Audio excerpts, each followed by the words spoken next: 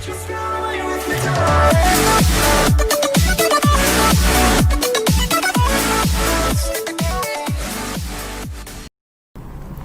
assalamualaikum warahmatullahi wabarakatuh.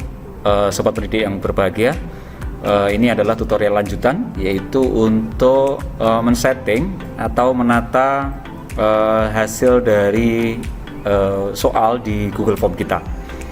Yang perlu kita siapkan sebelum pelaksanaan penilaian adalah setelah soal kita sudah selesaikan untuk proses untuk mengeditnya, dari mulai pembuatan kunci jawabannya, kemudian poin dan lain sebagainya, kemudian juga memasukkan beberapa gambar yang dibutuhkan dalam soal. Maka yang harus kita lakukan adalah kita men-settingnya atau menatanya. Caranya adalah di kanan ini, di atas ini kita klik lambang seperti ini, ada tulisan setting atau aturan, kita klik. Kemudian, nah di sini ini ada tampilan seperti ini. Kalau komputer Bapak Ibu berbahasa Indonesia, maka general ini tulisannya adalah umum. Kemudian presentation ini presentasi, kemudian ini kuisnya. Oke.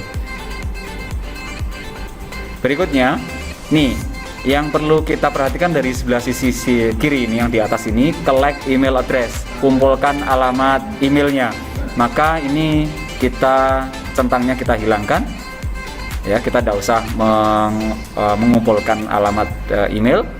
Kemudian ini require sign in, perlu masuknya kira-kira batasi ke berapa tanggapan. Kalau hanya dibatasi satu tanggapan saja, maka kita centang ini, artinya bahwa responden atau siswa itu hanya bisa sign masuk ke dalam Google itu satu kali, ya, seperti itu. Nah, kemudian responden atau siswa yang mengerjakan itu dapat melakukan apa? Yang pertama adalah edit setelah mengirimkan. Di sini ada edit after submit, kalau dalam bahasa Indonesia adalah edit setelah mengirimkan. Apakah siswa bisa mengedit? Kita centangnya tidak usah, dihilangkan betul seperti ini, kosongan. Kemudian si summary, melihat rangkuman atau diagram ringkasan, ya, ini diagram ringkasan, dan juga respon teksnya, kita tidak usah saja. Sebelum kita klik save atau simpan, maka kita klik presentasi dulu. Untuk presentasinya kita ada tulisan show progress bar, ada shuffle question order, kita kosongi saja. Kemudian ini dia, kalau misalnya konfirmasi ini, pesan konfirmasinya, maka kita bisa tuliskan konfirmasinya. Ya, berikutnya untuk menu presentasi ini atau presentation ini, Ibu dan Bapak perhatikan. Di sini ada show progress bar atau tampilkan status progress. Ini kita kosongi saja. Kemudian shuffle question order. Kalau di komputer Bapak Ibu berbahasa Indonesia mungkin tulisannya adalah acak urutan pertanyaan. Nah, apabila kita menginginkan soal-soal kita dari 1 sampai soal nomor terakhir itu acak, maka kita centang seperti ini. Apabila tidak, yang perlu diperhatikan adalah, bisa kita simpan dulu. Yang perlu diperhatikan adalah ketika kita acak misalnya, maka pastikan bahwa soal-soal di tiap unit soal ini tidak ada nomornya. Saya ulangi, penomoran di tiap soal ini kita hilangkan.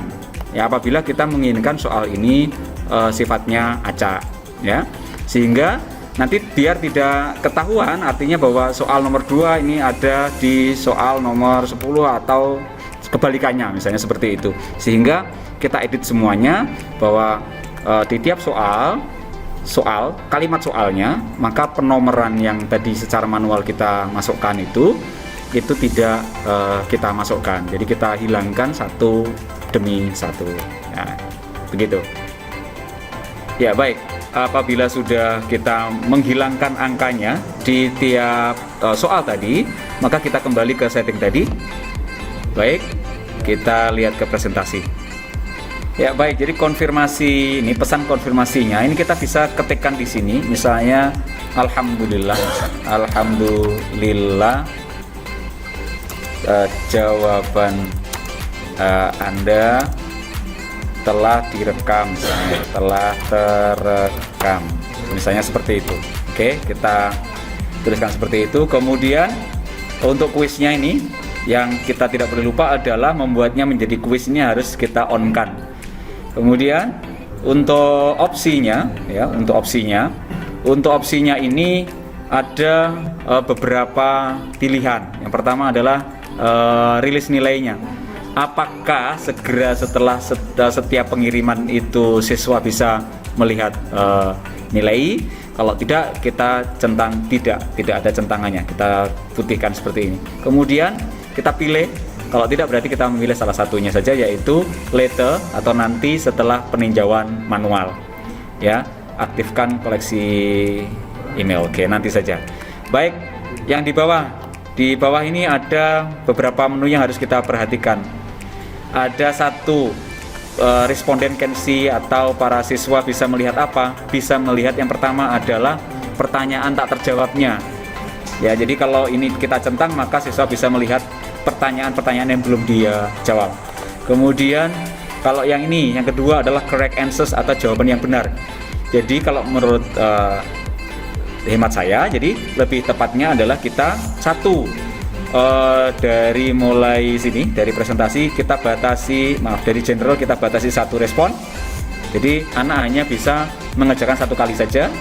Kemudian kita ke kuis, maka correct answer-nya kita hilangkan centangnya. Yang ini kita hilangkan,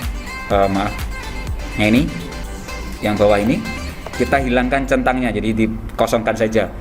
Kemudian yang terakhir juga point values atau nilai poinnya juga kita kosongkan, tidak kita centang. Kalau sudah seperti ini, kita klik save atau simpan. Baik, sudah. Kalau sudah seperti ini, maka soal kita nanti insya Allah akan bisa dikerjakan oleh siswa. Dan yang perlu Ibu dan Bapak perhatikan adalah kita kirimkan soal ini, send ini, kita kirimkan ini, atau kita share soal ini ke siswa itu dengan cara klik send. Ada beberapa pilihan seperti ini. Ini collect email address-nya kita hilangkan, jangan dicentang. Kemudian yang kita klik adalah yang tengah ini. Nah, di tengah ini ada link yang nanti kita bisa kopikan, ya. Linknya ini kita bisa kopikan, kemudian kita share ke siswa. Nah, link atau alamat URL-nya ini begini panjangnya. Maka Ibu dan Bapak bisa menyingkat atau memendekkan alamat URL ini dengan cara kita klik atau kita centang shorten URL atau perpendek URL. Ketik saja. Nah, seperti ini langsung terblok dan kita klik copy, maka sudah selesai. Nanti kita tinggal memasukkan atau men-share. Yang ini tadi yang kita sudah copy, kita buka WA atau grup kelas misalnya, kita share itu ke grup Bapak dan Ibu sekalian, dan insya Allah nanti anak bisa mengklik alamat ini tadi, alamat Google Form kita, soal kita, dan langsung bisa dikerjakan. Nah, tetapi ada beberapa kendala apabila para siswa atau para responden itu tidak bisa mengerjakan atau harus login, maka yang perlu diingat adalah bahwa ada beberapa anak yang belum login di akun Google-nya. Jadi pastikan bahwa seluruh siswa yang menggunakan Google atau browser lain itu dia sudah login. Ya, mereka sudah login. Di sini contohnya ini di sini. Nah, ini mereka sudah login dengan menggunakan alamat email siswa masing-masing. Kalau anak belum login atau belum sign in ke alamat emailnya di dalam Google Drive, maka bisa dipastikan bahwa anak tidak akan bisa membuka link ini secara lancar. Jadi demikian mungkin panduan singkat dari saya. Terima kasih, semoga bermanfaat. Assalamualaikum warahmatullahi wabarakatuh.